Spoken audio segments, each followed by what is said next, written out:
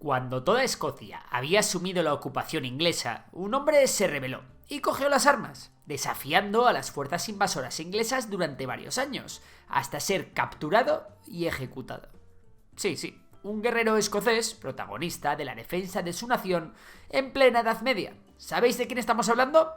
Pues si no lo sabéis, no os preocupéis, porque hoy en Memorias de Pez os vamos a hablar de la fascinante historia de William Wallace.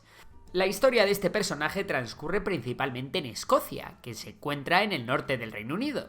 Este reino compartía fronteras con Inglaterra al sur y estaba rodeada por el Mar del Norte, el Mar de Irlanda y el Océano Atlántico. Durante la Edad Media las fronteras de Escocia eran diferentes a las actuales, y es que en este periodo Escocia e Inglaterra estaban en continuas guerras territoriales y las fronteras entre ambos estaban en constante cambio.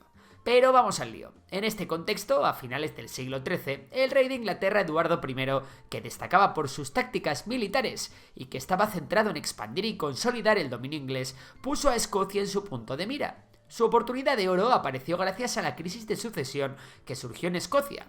En el 1286, el rey de Escocia, Alejandro III, conocido por fortalecer la posición de su reino frente a las amenazas externas, había muerto sin tener ningún heredero varón. La única opción era su nieta, Margarita, conocida como la doncella de Noruega. Sin embargo, esta falleció con apenas 7 años durante su viaje a Escocia, así que después de la muerte de Margarita no había ni herederos ni herederas del linaje de Alejandro III. Y ya sabéis qué ocurre en estos casos, que el reino se divide entre los que apoyan a un bando y los que apoyan a otro. Frente a la familia Balliol se erigió la familia Bruce como alternativa.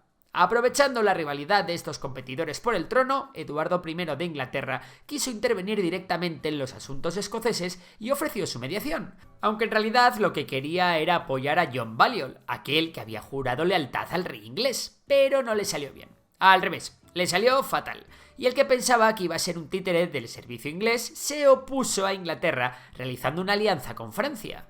Vaya girito en la trama. Pero es que a los escoceses les salió aún peor, porque Eduardo I, lleno de ira, atacó Escocia y consiguió capturar a John Balliol y apresarlo en Londres. Un detalle curioso es que Eduardo I se llevó la piedra del destino, la roca de Scone de Escocia, cuyo valor era sobre todo simbólico y que se asociaba a la ceremonia de coronación de los reyes escoceses.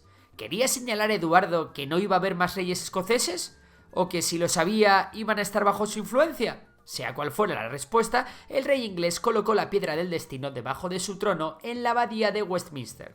Total, que tras todo este revuelo, y tras la ocupación de Escocia por Eduardo I de Inglaterra, aparece en escena William Wallace, en plena guerra de la independencia escocesa. William Wallace, de familia noble terrateniente, había jurado lealtad a la familia Balliol, por lo que someterse a Eduardo I no le hacía mucha gracia. Así que decidió unirse primero a una campaña militar dirigida por el obispo de Glasgow contra el ejército inglés. Y tras esta campaña se unió a otra y luego a otra y así. Uno de los ataques más destacados liderados por William Wallace fue en Lanark, una ciudad que estaba gobernada por un sheriff leal a Eduardo I de Inglaterra, William de Heselrigg. Según cronistas posteriores, Wallace dio muerte al sheriff en un acto de venganza por haber ejecutado a la que era su prometida o joven esposa, pero vamos, que su animadversión por los ingleses le hizo continuar guerreando. En 1297, William Wallace tuvo su triunfo más importante combatiendo y arrasando al ejército inglés en la batalla del puente de Stirling. Y aunque el número de ingleses era mayor que el de los escoceses, la estrechez del puente impidió que muchos soldados cruzasen juntos, lo que dio una gran ventaja a los escoceses. Los escoceses esperaron estratégicamente a que la mitad de los soldados ingleses cruzaran el puente antes de atacar. Liderados por su capitán, los escoceses lanzaron una gran carga que provocó la retirada de algunos soldados ingleses, mientras que otros seguían avanzando. Bajo la presión que se estaba acumulando, el puente finalmente se rompió y muchos soldados ingleses murieron ahogados. William Wallace adquirió tanta fama que fue nombrado Guardián de Escocia. Y menudo título le dieron, un título que no supo mantener. William Wallace lideró también otras incursiones en el norte de Inglaterra, principalmente en las regiones de Northumberland y Cumberland, y asedió el castillo de Alnwick. Aunque en este caso Wallace y sus tropas no consiguieron capturar el castillo y se retiraron sin éxito. También estos asediaron Carlisle, que era una fortaleza importante en la frontera entre Inglaterra y Escocia, pero tampoco tuvieron éxito. Aunque los problemas de verdad llegaron en 1298. Fue entonces cuando las tropas escocesas de Wallace se enfrentaron en Falkirk al ejército inglés, que estaba liderado por el propio Eduardo de Inglaterra. La táctica de Wallace era, por un lado, llevar a las tropas inglesas a territorio escocés para boicotear los suministros que pudiesen llegar desde Inglaterra y, por otro, utilizar los Schildrums, que eran formaciones tácticas circulares o cuadradas compuestas por guerreros con lanzas que se agrupaban para hacer frente a las cargas de caballería. Pero las mayores ventajas de los ingleses eran que superaban en número a los escoceses y que su ejército se componía de caballeros y de arqueros. Y aunque la caballería inglesa podría haber sido fácilmente frenada por los Schildrums, la batalla finalmente acabó cayendo del lado de estos. ¿Os acordáis del título de Guardián de Escocia? Pues a William Wallace le quitaron el título y se lo dieron a Robert Bruce. Sí, del linaje Bruce, esa familia noble escocesa que surgió frente a la familia Balliol y que quería ocupar el trono de Escocia. Mientras John Balliol, el contrincante de los Bruce, después de que Eduardo I de Inglaterra lo apresara, fue liberado de la Torre de Londres y tuvo que exiliarse a Francia. Total, que Wallace huyó después de la desastrosa batalla de Falkirk y se le perdió la pista, aunque se cree que viajó por Francia, Noruega y Roma en busca de apoyos.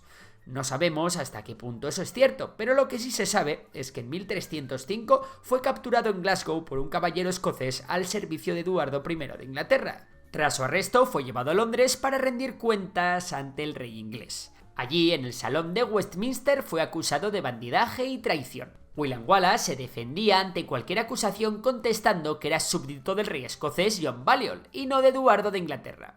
No se podía quedar callado, así que le pusieron hasta 3 cargos formales contra él, que fueron los siguientes. 1. Promover la alianza de Escocia con Francia. 2. Matar a hombres, mujeres y niños inocentes, así como a clérigos durante sus incursiones en Inglaterra. Y 3. Dirigir ejércitos contra la corona inglesa.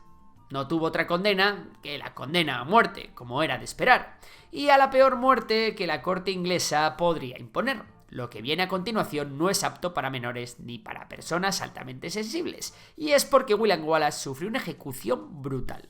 Forcado, arrastrado y descuartizado. Primero fue desnudado y arrastrado de los tobillos por un caballo por las calles de Londres. En Smithfield lo colgaron, aunque aflojaron la cuerda justo antes de que perdiera la vida. Luego lo colocaron sobre una tabla, le extrajeron los intestinos, lo decapitaron y dividieron su cuerpo en 4 partes. La cabeza de Wallace fue colocada en el puente de Londres, como advertencia, mientras que las otras partes se repartieron en Aberdeen, Berwick, Newcastle y Stirling, recordando el lugar de su histórica victoria. Vamos, la muerte tan trágica de William Wallace sí que fue de película, pero de película gore. Pero tranquilos, que no os vamos a dejar en ascuas, ya que sabemos que os estaréis preguntando qué pasó en el trono escocés y qué pasó con el conflicto entre Inglaterra y Escocia. Bueno, pues en 1306 Robert Bruce reclamó el trono escocés, lo que inició otra rebelión contra Inglaterra. Sin embargo, Eduardo I de Inglaterra murió, sucediéndole su hijo Eduardo II, que a diferencia de su padre era un poco más inútil en los asuntos militares y políticos, y esto permitió a Bruce asegurarse la independencia de Escocia unos años más tarde. Las hostilidades entre ambos reinos continuaron hasta que en 1328 firmaron el Tratado de Edimburgo-Northampton, donde se reconocía formalmente la independencia de Escocia y donde se daban por terminadas las hostilidades entre ambos reinos. Sin embargo, la unión de los dos reinos se formalizó mucho tiempo después, en el 1707, con el Acta de Unión que combinaba los parlamentos y las instituciones gubernamentales de Inglaterra y Escocia para formar un solo país, el Reino Unido de Gran Bretaña. Es importante tener en cuenta que la unión en 1707 fue con Inglaterra, no con Gales, que ya se había unido a Inglaterra en el siglo XVI. La unión con Irlanda se llevó a cabo más tarde, en el 1801, dando lugar al Reino de Gran Bretaña e Irlanda.